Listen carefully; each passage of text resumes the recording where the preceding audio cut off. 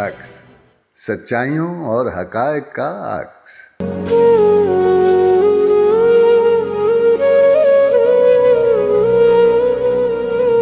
حمد و ثنا ہے اس ذات کردگار کے لیے جس نے حمد کو نعمتوں کی قیمت اور جنت کا وسیلہ قرار دیا۔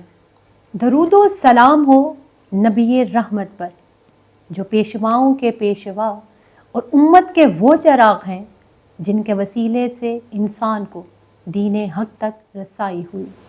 اللہ اللہ جل شان اللہ، اللہ اللہ جل شان اللہ، اللہ اللہ جل شان اللہ، اللہ اللہ جل شان اللہ۔ تو رحیم تو کریم تو غفار تو ستار، تو رحیم تو کریم تو غفار تو ستار، ہر ایک جگہ میں ہے تیرا ہی واللہ، اللہ اللہ جل شان اللہ۔ دین یعنی وہ پروگرام، وہ مسلک، وہ مکتب، وہ آئین جو نفس انسان کا تزکیہ اور تطہیر کرے، خاندانی و اجتماعی زندگی اور نظریات کو پاکیزہ کرے، انسان کو زمینی زندگی اور تصورات سے بلند کر کے نورانی اور ربانی مقام تک پہنچائے۔ خداوند کریم نے اپنا الہی پیغام جن پاکیزہ نفوس اور منتخب افراد کے ذریعے انسانوں تک پہنچایا وہ نبی کہلائے۔ انبیاء کے اپنے زمانے کے انسان کی جو دینی و اخلاقی اور دنیاوی تربیت فرمائی وہ عمل نبوت کہلاتا ہے۔ انسانی حواس اور عقل انسان کی رہبری کے لیے ناکافی ہے۔ یہ تربیتی عمل سر انجام دینے کے لیے خداوند تعالیٰ نے 1,24,000 پیغمبر بھیجے تاکہ انسان کو فطرت کے عہد و پیمان اور فراموش شدہ ذمہ داریاں ادا کرنے کا پابند بنائے اور انسان کو پستی سے نکال کر کمال کی طرف لے جائے۔ معاشرے کی عقل و خرد اور ادراک و شعور، عظمت و کمال جو فرعونوں، نمرودوں، سرداروں اور مقتدر طاقتوں کے ہاتھوں دفن ہو گئی تھیں، انبیاء آئے تاکہ وہ اپنی کوشش و سعی سے ان مدفون انسانی کمالات کو پھر سے زندہ کریں، دریافت کریں اور دفن شدہ عقلوں کو دوبارہ متحرک کریں۔ فرعون کو ہرگز پسند نہیں کہ لوگوں کی عقلیں بیدار ہوں اور وہ عقل کا استعمال کریں یا وہ سمجھ جائیں۔ اگر لوگ سمجھ گئے تو فرعون کا وجود افسانوی اور باطل ہو جائے گا۔ رسول یہی مشکل ذمہ داری نبھاتے ہیں۔ وہ ان مدفون دفینوں کو، جواہر کو، مخفی اور پوشیدہ خزانوں کو نکالتے ہیں اور انہیں صاف شفاف کر کے محروموں اور محکوموں کے ہاتھوں دیتے ہیں۔ یہی وجہ ہے کہ وقت کا ہر فرعون بیدار کرنے والوں کا بدترین دشمن رہا ہے۔ ہر فرعون کی ازل سے یہ خواہش رہی کہ انسان اپنی منزل و مقام سے ناآشنا رہے تاکہ اس کی حکمرانی قائم و دائم رہے۔ انسان چاہے جتنا ذلیل و رسوا ہو جائے اس کا اقتدار سلامت رہے، اس کی حکومت کو دوام ملے۔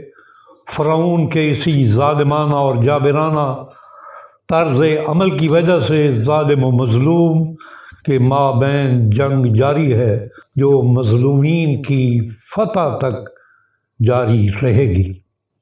انسان جب تک اس ظالم نظام اور اس کے جابر محافظوں سے نجات حاصل نہیں کرتا وہ ان کے چنگل سے آزاد نہیں ہوتا، وہ اپنی حقیقی منزل اور دائمی نیک بختی تک رسائی حاصل نہیں کر سکتا۔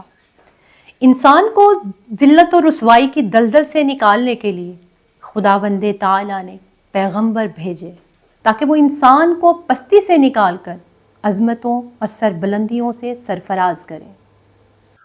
دنیا کے تمام افراد طبعی اور فطری اعتبار سے ایک جیسے ہیں، ان کی بنیادی ضرورتیں، جبلتیں اور خصلتیں یکساں ہیں، ان کے اعضاء و جوارے ایک جیسے ہیں، ان کا مقصد حیات بھی ایک ہے، یعنی انسانی کمال کا حصول اور منزل سعادت تک پہنچنا۔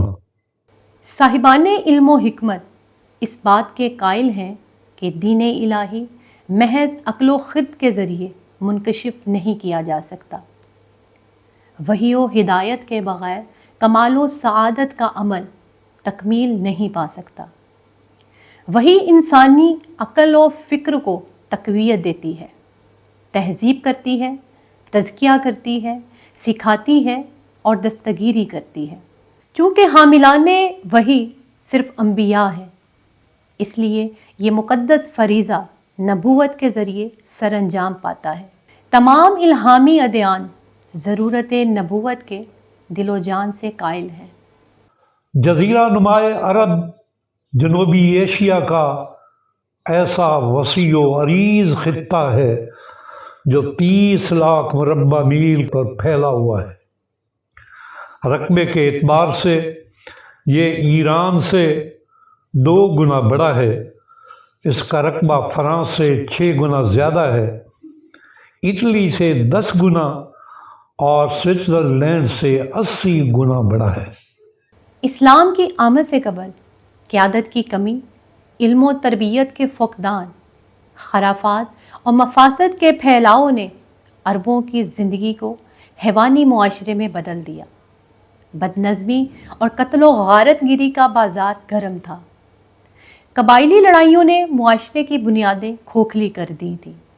حضرت علی علیہ السلام نے کچھ یوں نقشہ کھینچا: اے گروہ عرب، اس وقت تم انتہائی برے دین، بدترین گھروں، کھردرے پتھروں اور بحرے سانپوں میں زندگی بسر کرتے تھے، گدلا پانی پیتے تھے اور سخت غذائیں کھاتے تھے، ایک دوسرے کا خون بہاتے، اپنے عزیزوں سے قطع رحمی کرتے، تم بتوں کے پجاری تھے اور گناہ تمہارا احاطہ کیے ہوئے تھا۔ حضرت محمد صلی اللہ علیہ وآلہ وسلم اس معاشرے میں عام انداز سے زندگی بسر کر رہے تھے کہ اچانک وحی خدا نازل ہوئی، جس نے آپ کی ذات، باطن اور وجود میں گہری تبدیلی پیدا کر دی۔ یہ تبدیلی اتنی شدید تھی کہ جس نے سب کچھ بدل کر رکھ دیا۔ محمد مصطفیٰ ایک لمحہ پہلے والے محمد نہ رہے، وہ ایک مختلف انسان اور مختلف عنصر تھے۔ اس باطنی تبدیلی نے ان کے اندر ایک انقلاب برپا کر دیا، اور پھر یہی انقلاب عرب کے بے حس و بے جان معاشرے کی رگ و جان میں اتر گیا۔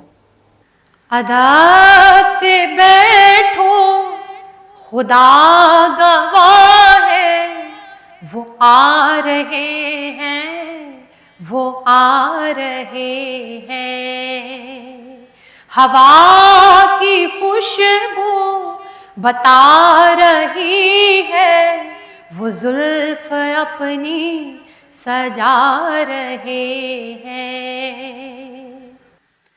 کوئی نہ مانے یہ اس کی مرضی،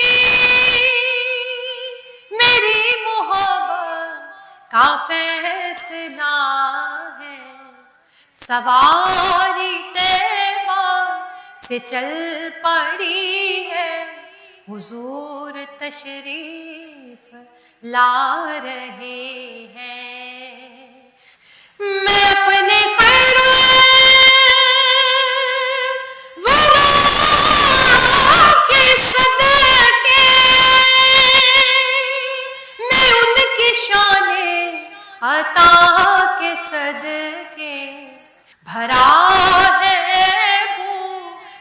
تیرا دامن حضور پھر بھی نبھا رہے ہیں. ادب سے بیٹھو خدا گواہ ہے، وہ آ رہے ہیں، وہ آ رہے ہیں.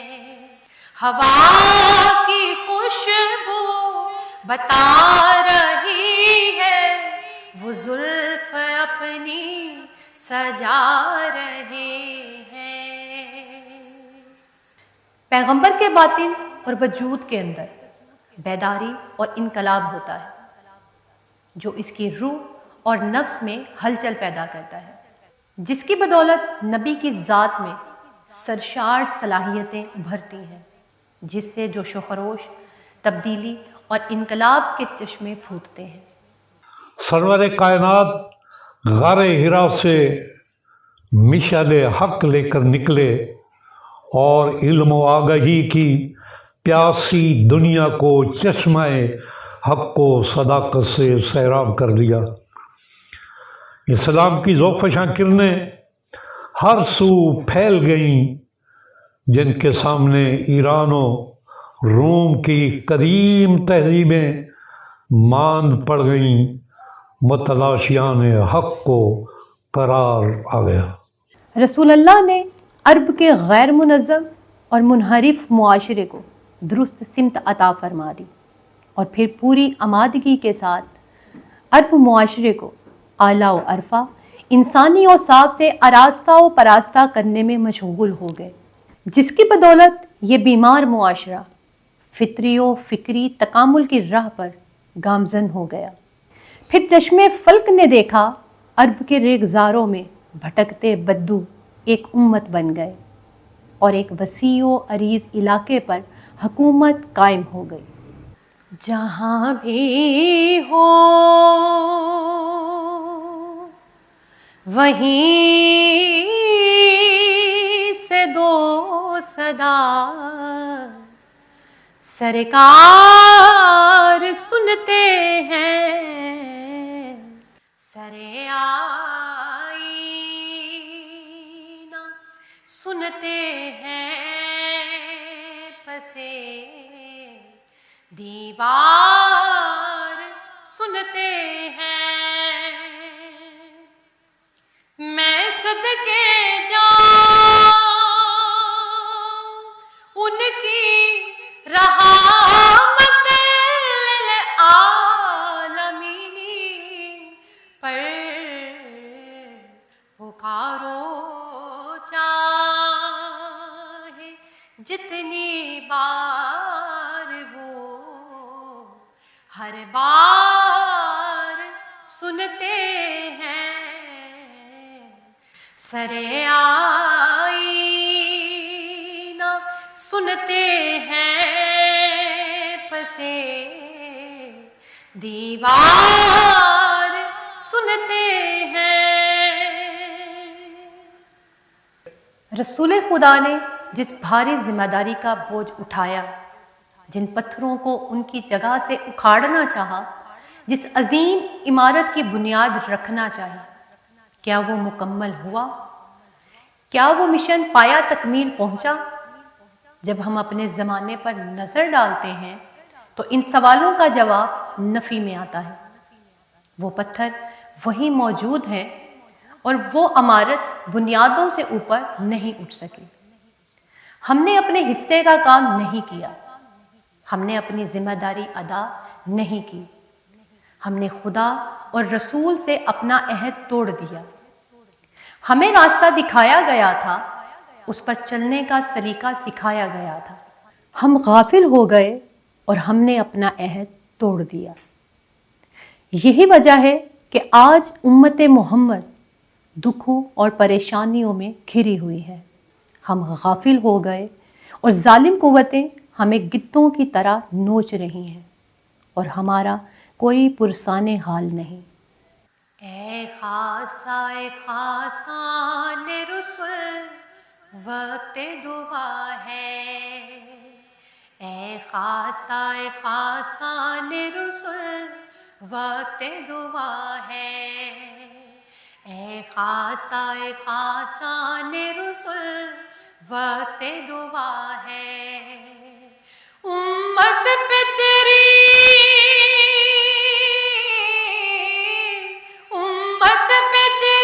آگے عجب وقت پڑا ہے،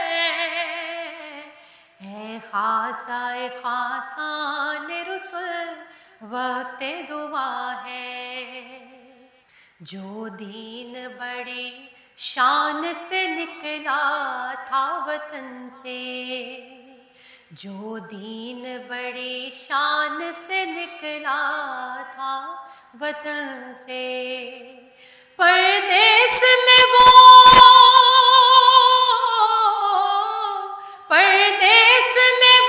آج غریب الغربا ہے، اے خاصان رسول وقت دعا ہے، اے خاصان رسول وقت دعا ہے، امت پہ تیری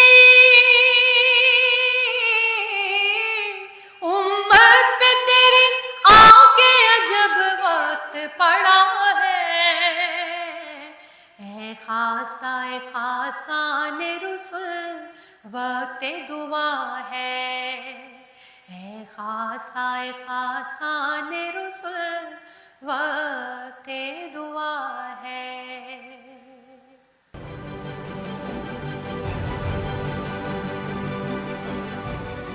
عکس سچائیوں اور